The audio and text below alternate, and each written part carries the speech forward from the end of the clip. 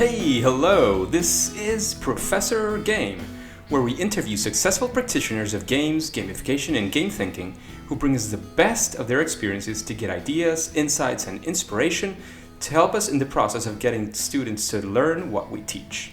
And I'm Rob Alvarez. I work at IE Business School Publishing, where we create interactive and engaging learning materials. Wow, engagers! You'll never guess who we have today, or maybe you do because last week we anticipated the incredible guest that we will have today. So today we do have Monica Cornetti, this amazing gamification guru. Monica, are you prepared to engage? Yes, I guess. Let's make it so. Let's do it. So Monica has been featured on the cover of Bloomberg Business Week, works with individuals and organizations who want to learn how to think differently to achieve uncommon results.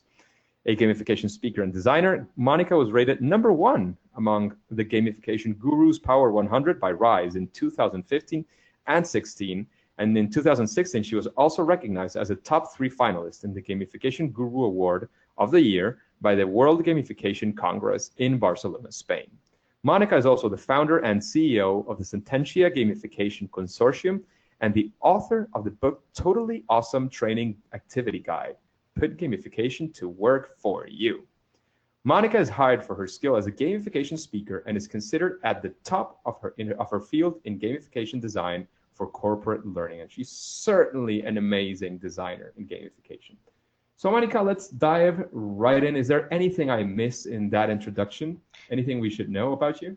Well, just I'm based in Austin, Texas, which is probably the coolest city on the globe.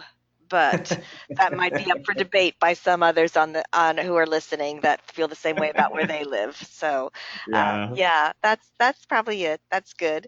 You did good. Thank you, Rob. Thanks for having me on. Thanks to you for coming, for accepting to come to our podcast. So I would like to make you the first question, and it's what does a regular day with Monica Cornetti look like? Chaos, I think. Well, the reality is that I don't have any typical day because I might be in the middle of a design project. I might be in the middle of a delivery of a project.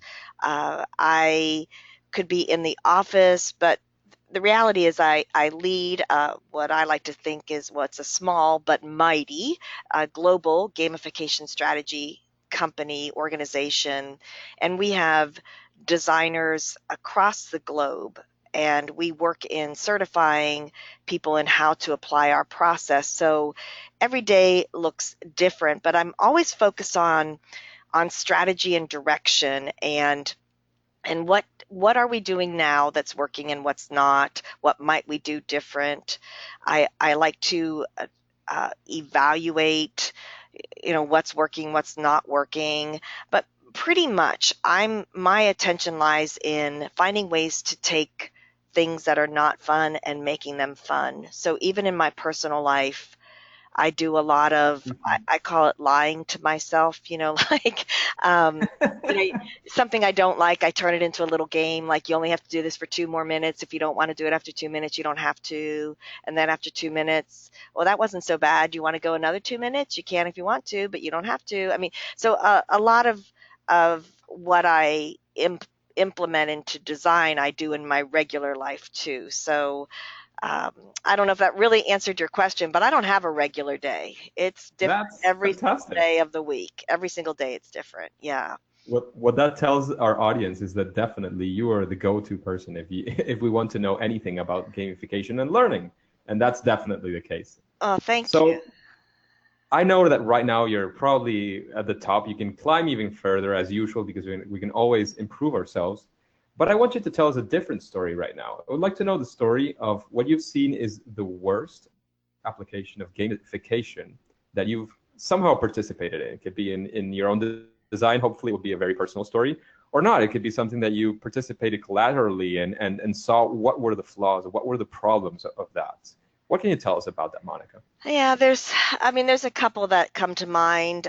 One was an instructor-led training where it went a little too heavy on the competition side, and it was unbalanced, and it was a room full of of guys who just really took the competition, and I did too much what we call self-hugging in my design and had not anticipated how seriously they would take the competition. I didn't know my learners well enough when I went into it. I mean, that's the bottom line on that, that I had to do some quick adjustments um, to the my calculations, as I'm doing it to try and figure out how to put some stop gaps on and how to make it evened out. Because when there's that heavy, when they take it that seriously and somebody starts running away with, it can really just, it takes all the fun out of it. Who wants to play a game you can't win, kind of thing. When the Exactly. football team, like here in the States, the football team's down 98-3, everybody, the stands are empty. The winning team nor the losing team cares anymore. No one cares because it's so unbalanced. So that was early on, but just recently, I was at an event where I was asked to participate via an app that was used for different things throughout the conference.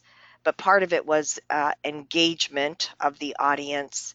And the app said that it was gamified, blah blah blah blah blah. But so I participated in it from both a user and then as an evaluator of it. Going into it, I had my suspicions about how it would work, but I thought, let's just stay open-minded.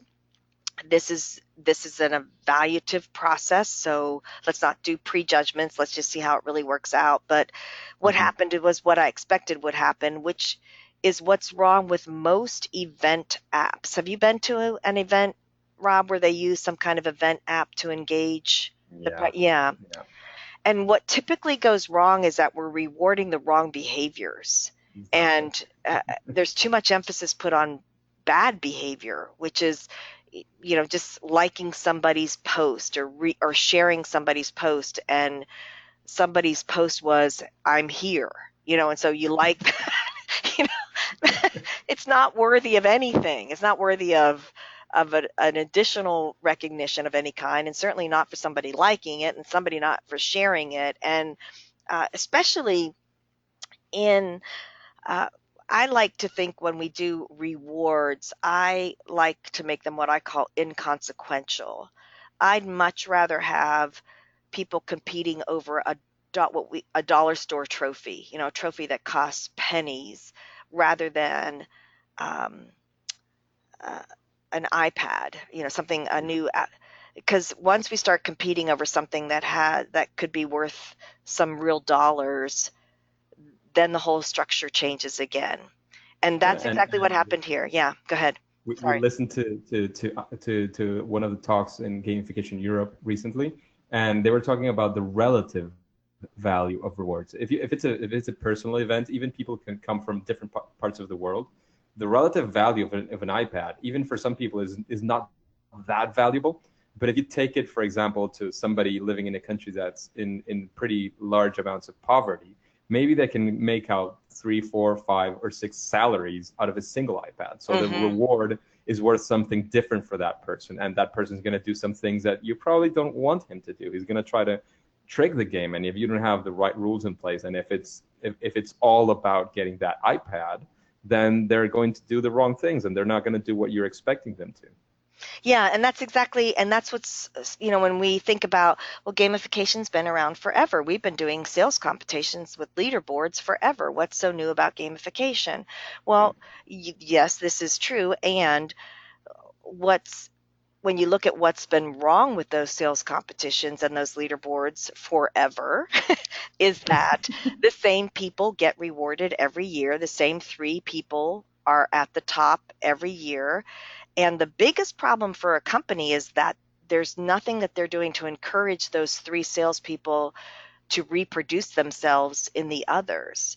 What if, of course, it could be something about their personality, but usually there's processes, there's things that they consistently do and don't do that help them to be at the top. And we should be rewarding the reproduction of those skill sets throughout our workforce for the betterment of the whole team rather than three individuals who a lot of times do things that, and I'm not saying this across the board, but I have experienced where a lot of the things they do and border on unethical to stay up there at the top. Yeah, because And all you want to do when the yes, only objective is to stay on top of the board, you do everything you can to stay on top of the board, and boom, maybe you have a financial crisis happening. yes, Not to right. name any names, so Yes, yeah, all right. So that's a yeah, and badly designed game as well. yeah, exactly. So that's where, and I was disappointed, and um, when in just the app had like a closed uh, discussion loop. So there was things you could do Mm. publicly on Twitter, but it also had just an internal closed loop, which is good too. That was fine. And so I just put a post out there. Consider this. What if we were rewarding the wrong behaviors, and what if we had done this? And so that got some good conversation going. Again, it wasn't. It was supposed to be an evaluative process, and I think we gained a lot from it. And these are the kind of the things that through experience and just through Practice. yeah, practice, that we're asking for trouble here. This, we can expect that probably something's going to go wrong. In a perfect world with all virtuous people, it it That wouldn't it that's not us humans. yes, it's just not going to be, right? And we all can have that little bit of killer in us depending on what we're talking about. I've seen it come out in me. It's surprising. Killer player type. Just if Yes, you were yeah. wondering, if Oh, you're new sorry. to this Yes. to this terminology, killer player type. And it We're not doesn't talking about real killers. really. Thank you for clarifying that, Rob. Thank you. Yes. And it's surprising when it comes out. Sometimes you're like, I don't even really care about this. Why am I acting this way? Why am I acting like this is really that important? And yeah, so we'll see some of those bad behaviors come. So, I'd like to point out two things of both of your stories, which were very interesting. The first one from the first story that you mentioned it directly is know who you're going to cater your training or your educational program towards. That's very important. If it's a super broad audience, know that you'll have a super broad audience and that you'll maybe have to have different elements for different types of people. You can categorize them through the player types, but you can also categorize them through different means. It could be senior executives. It could be very young people who are just exiting university. It could be by different careers, because maybe some of them are very technical, some of them are more human oriented. I mean, there's many ways you can categorize the people that your learners, but it's always important to make a little bit of that research if you've never done it before with them, to understand a bit more how they will work, what ticks them, and if they're super ultra competitive, you have to be aware that that's going to be an element around there. And on your second story, Monica, I would like to highlight as well the importance of balancing out the rewards. If you're going to give away rewards, I'm not the one who says you can do this and you cannot do this other rewards, but always think about how that's going to modify their behaviors. Because again, as we were speaking, if you're going to give an iPad, that can mean a lot of things for many people. Or if you're going to put them at the top of the leaderboard in the organization, that could mean, maybe a promotion, maybe their careers, take off. So whatever the reward is that you're giving, you have to be conscious of the consequences that it's going to have. At least think them through. And you can commit mistakes. That's part of the learning process. That's part of the fails, first attempt and learning. But those are the things that you have to think about and be conscious and be very aware that you might have to iterate on. Because maybe you have something that's ongoing and maybe you have to make some modifications and say, well, the rules have changed a bit. We have realized these things are happening, and to keep it fair, we want to change the rules a bit and allow these other types of things as well.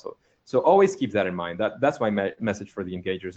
Is there anything else you want to point out from that experience, Monica? yeah, I think everything you said is so important. And when we're thinking about changing the rules, of course, iteration is part of design. And when we need to change it, we should change it. And the other thing I've learned from being a participant in something like that is that if ever you're going to change the rules, you got to let people know before you do it, not after. Because if you Exactly. if you change the rules, it's like playing games with your 7-year-old niece, or it's like they keep changing the rules as you go. and you're like, For wait a their minute, benefits, wait, yeah, yeah. wait, what? Wait, what? Yeah. So people, because that, that whole, I'm real big on that, the Adams equity theory about, people, that sense of fairness is so strong in us. And as soon as we think that something is unfair, we're Oof, out. everything Yeah. changes. Yeah. Yeah. Everything changes. So as long Absolutely. as, we have to understand it, we may not particularly like it, but we see, yeah, well, that's fair. Okay. That's fair. We can make that work. So that has to be a big part of it. Yeah, that's right. That's good. Thank you, Rob.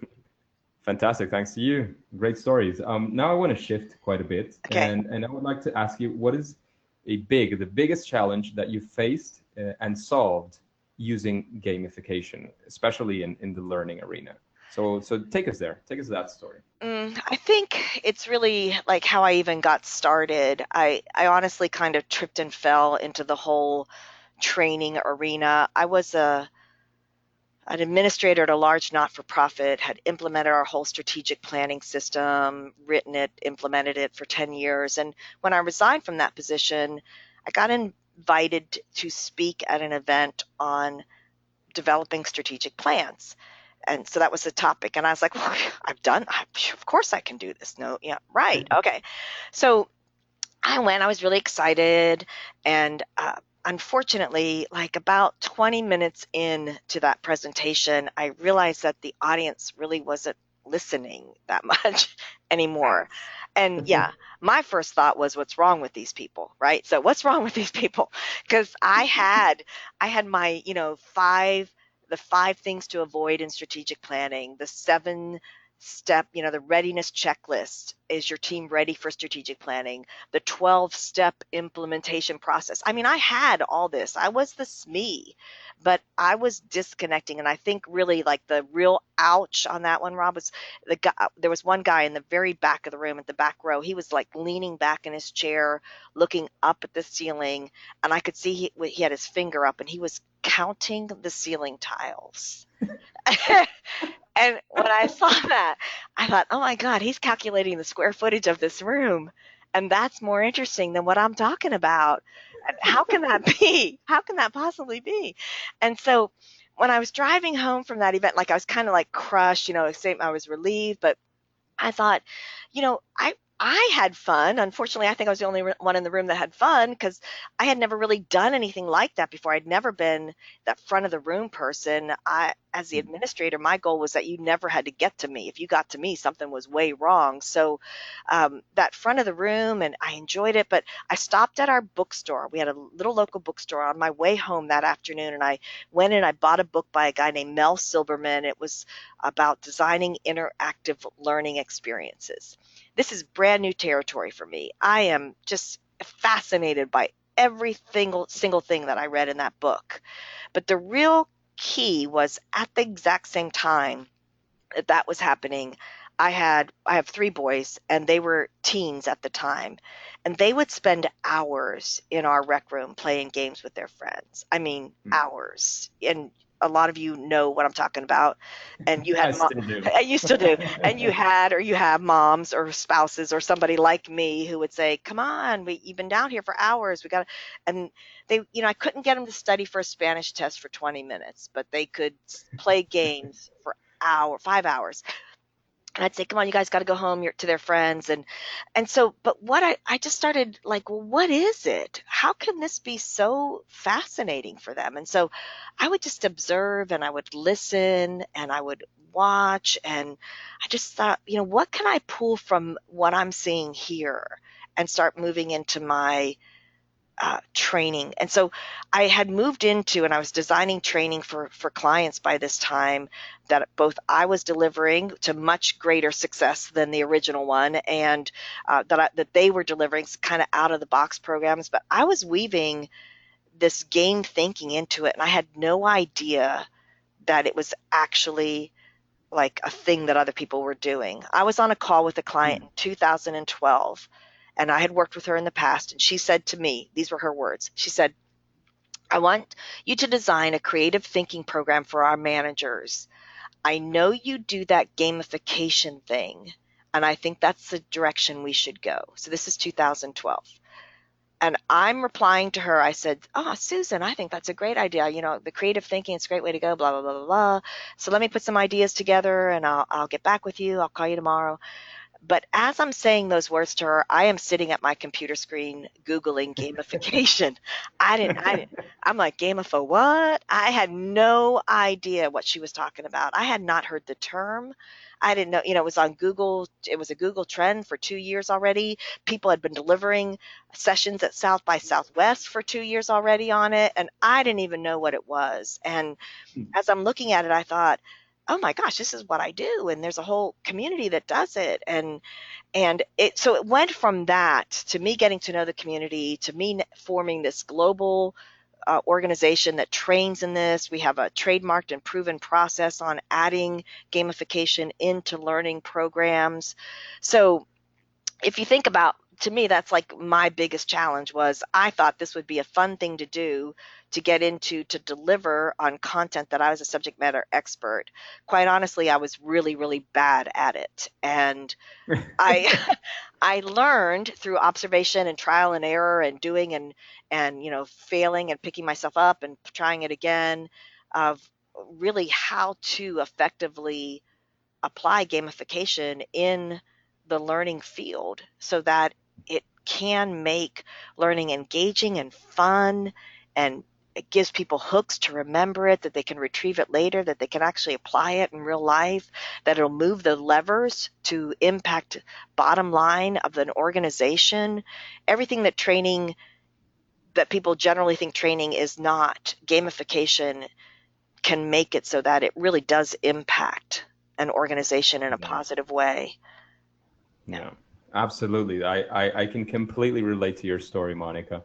That's an amazing story, and I like to take out from your story as well for the engagers to see how the impact of all these things, how a journey can take somebody from not even realizing that they were doing gamification into turning into Monica Cornetti nowadays, that is one of the gurus in the worldwide scene. I mean, a very recognized person in the world of gamification, came out 2 years, maybe more, because there were probably people doing it before that they were doing gamification. And here came Monica, who was doing all these processes and didn't know about it. And now she's one of the top gurus in the world who knows about gamification and who uses them in learning and development. So my invitation is to all of you that there's many things that we can do. There's many things we can learn from, and practice is what the only thing that can make perfect. There's nobody who's already there, and the thing is to actually start and get going. So is there anything you'd like to add to this, Monica? Yeah, that's exactly, Rob. To me, I like to remind people, because when you're getting into the early stages of gamification design, there are a lot of moving parts, and you can have that, if you're familiar with Csikszentmihalyi's concept of flow, you're up there in that top left Yeah. quadrant pretty, you're frustrated, you're beyond your skill level. I don't know how to do this, but everything that you are a master at now, there was a time when you had no idea how to do it. And Exactly. now people come to you to learn something. And so for everyone who's interested in gamification, and you're thinking, well, I don't, but think about what you are a master at right now, that you, at some time, you had no idea what you were doing. And now people That's turn it. to you. So, That's it. yeah. I wanted to ask you, Monica, about, I know you have a very thorough process for creating learning and in gamification. You even have a certification process around that. So I wanted, even if it's not at the deepest level, to give us an introduction to what's the process that you follow for creating gamification in learning. And even again, if it's not going to the deep level, give us the top level things and where we can know more about your process. Okay. So we do have a trademark proven process that we follow, like you said, Rob, that we really take you through we call them 5 levels. And unlike a good game that someone's designed, or a good learning program that someone's designed, unfortunately, for gamification design, I think that you have to start with something that's really difficult. And in good learning and good games, we would never throw the toughest challenge out there at the very first level. You would get somebody in, give them quick wins, make them feel good, give them accomplishment, take them to the next level. But in gamification design, it does start with the toughest, and that is knowing why you're even adding gamification, what are the business objectives that you're going to impact? What don't you have now that you need? And how is gamification going to help you achieve that? And I always take it back. It's two things. It's one of two things. If we're designing a learning program, it either has to increase revenue or decrease costs, or we're wasting our time. There is no reason to have a learning program that does not increase revenue or decrease costs in an organization. And now in adult education, it could be because, well, we need to learn this stuff. We don't know this, and I need to learn this. I need to learn more about this particular topic. In a business, yes, we may need to learn something more about a particular topic, but it better be to increase revenue or decrease costs, or we're wasting our time, which has been one of the fundamental challenges of learning for years, is we can't tie it back to a business objective. From there, we go on to who's our players. We teach different ways to evaluate that. If it's at its simplest form, it might be some interviews, some behavior interviews. We use something called the Reese profile in our design projects to identify 16 key motivators that individuals have. From there, we go to a theme or a narrative. We do not develop programs without at least a theme. And it could be just showing you a map and taking you through that map, so that and tying everything back to progress and exploration, which are key elements of learning. For learning programs, we specifically focus on how the learning will happen. I like to reference one of my heroes, Bob Pike, who's one of those guys that I bought his books way early when I was so bad at delivery. And in one of Bob Pike's books, his book, it's called Master Trainer. On one page, he has 56 different ways you can deliver information other than lecture. So on one page of one man's book, he's identified 56 ways. There's lots of things we can do other than lecture to deliver information. And actually, we don't get to the gamification, the mechanics, the fun. We don't even get to fun till level 4 of our, and it's like such a ripoff, right? What? Yeah. We came here to learn gamification, and I got to wait till level 4. But you know that unless we do all the fundamentals first, fundamentals are the building blocks of fun, nothing will be fun, because we just start slapping mechanics on, thinking that this is what gamification is, and it's about psychology more than the mechanics. And so then at the very last level, it's all about aesthetics, emotions, how it all ties together, doing the very best we can with the look and feel, with the resources that we have, and just making sure everything ties back to the previous levels. So it is, and we go in depth. We do have 3 levels all the way up to a gamification master, where you actually implement. Levels 1 and 2, you're still not implementing. You're still in design. 3 is implementation. But everything points back to our initial early map that takes you through. We have 30 stepping stones on a map that you walk through. And you have to do each stepping stone. Some we like more than others. But exactly. It's part of successful design. That's fantastic, Monica. I'm guessing that we can find more information about that process at sententiagames.com. Am I right? Yes, sir. Yes, you can. Yes, you can. Monica, I want to take you to the second side of the interview here. Before, in the first part, we were talking about more of the stories. Here, I'm going to make a big challenge, because I know both of us like to talk about this topic. What are you saying? What are you saying, Rob? That we're super passionate about this topic. All right. But here again, I'm going to make a big challenge. Yes. And I'm going to ask you to try and make these answers a lot more concise. That's the most difficult part, at least for me. So the first one is to name what you would call a best practice in gamification. Starting with your objectives and your players, knowing what those are before you do anything else. If you don't know that, you can start. Makes a lot of sense. The next one, Monica, is what's your favorite game? Anything I'm playing with my grandbabies. I got a 3 and a 1-year-old, and we're making up games all the time. So Peekaboo can be one of the games, right? We do, yeah. They're a little bit more physical now than that. Yeah, so it's like, Yeah, sure. grabbing a laundry basket and a tennis ball, and how many can you get in one bounce? Those kind of just Yeah, wherever we are, making games, having fun, that kind of that's thing. it. Yeah. That's great. The next question is, Monica, who would you like to listen to interview in Professor Game? I'd like to hear Bernardo Latif interviewed. Have you interviewed him? He No, but I promised him an interview after we re-met at Gamification Europe, so it's coming. Yeah, he just won the award for best gamification platform, Blue Rabbit, which we use, and I think that I'd love to hear about his experience as a teacher using that and what he's doing with his kids there. Absolutely, big shout out, Bernardo Lique from Mexico. Right. Monica, I would like to know, aside, of course, from your book, which book would you recommend to our listeners? Oh, one book? Yeah, Um, okay, well, I think the one that's most fascinating for me right now because of net neutrality is Ready Player One. that's fantastic. And repeat for the audience, I'm not sure if we said it before, what's the exact name of your book? My book is Totally Awesome Training. It's a activity guide on put gamification to work for you. Totally Awesome Training. Yeah.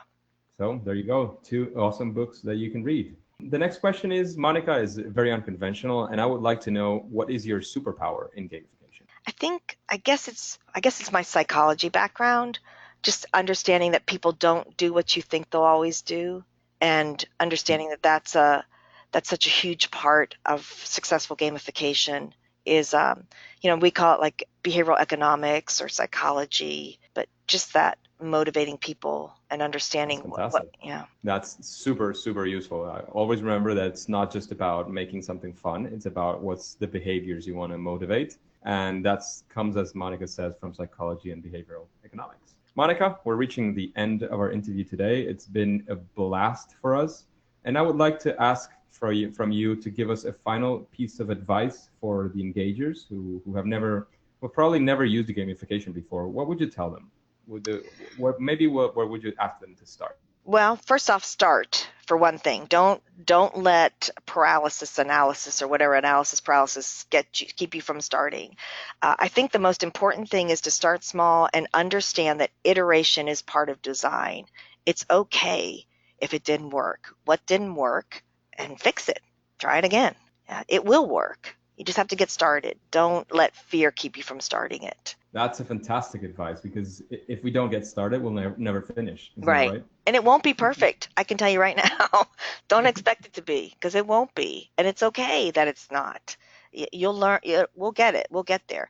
Fantastic. Thank you very much, Monica. I would like to know where our engagers can connect with you, and then we'll say game over. Oh, thank you. So I'm on Twitter. It's just Monica Cornetti. I have my personal website because I still do quite a bit of speaking at events. So it's monicacornetti.com. And then also our Sententia site for gamification strategy is sententiagames.com. That's fantastic, Monica. Is there anything else that we haven't asked you that you still want to share with the audience before we say game over? Just the last thing is I was thinking about is that, it's not scientific, but it is mostly the psychology that makes gamification successful.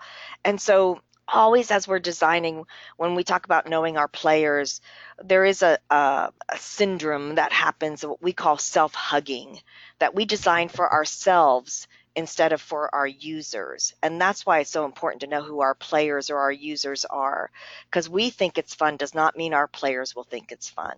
So that's why it's so important to make sure we know who they are. And I don't think I really addressed that enough of why that strategy is so important. Fundamental. Know who you're talking to. I mean, I'm sure this applies to almost any field you can think of. If you're going to be a speaker and you address the wrong audience, you'll probably not get the best results. If you're a professor or a teacher, if you address people in the wrong place, you'll probably not end up in the place you wanted to be in the first place. And of course, if you're designing gamification, which involves the psychology of people, you have to know the people you're designing for, and understand a bit of their psychology, what drives them, what motivates them, and design for them. I mean, it can be better advice. Thank you very much, Monica. Oh, you're welcome, Rob. Thank you so much for having me. I've really enjoyed it. Ton of fun. Thanks so much. We had a lot of fun as well. And thank you for participating in Professor Game. And we'll catch you on the flip side.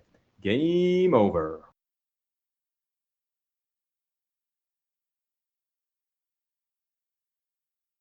Hey, Engagers! Thank you for listening to Professor Game Podcast. If you want more interviews with incredible guests like Monica Cornetti and lots of awesomeness from Professor Game, then go to professorgame.com/subscribe and get started into our email list. That way, you can be in contact and you will be the first to know of any opportunities that Professor Game might have for you. And before you go on to your next mission, would you like to know how Eric Van Mechelen got his game started into doing his own book? Well then listen to the next episode of Professor Game. See you there!